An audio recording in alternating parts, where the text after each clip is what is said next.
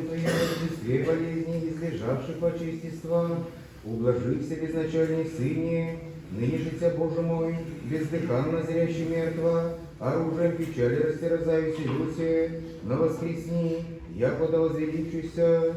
Слава Тебе, Боже наш, слава Тебе!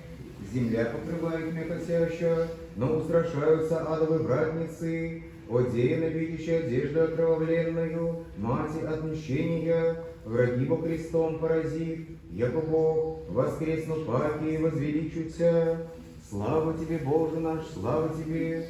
Да радуется тварь, да веселятся все земнородние, враг попленися ад, с мира жены, да сретают, Адама Саеву избавляю всеродно, и в третий день воскресну. Славу Отцу и Сыну и Святому Духу, и ныне и присно, и во веки веков. Аминь.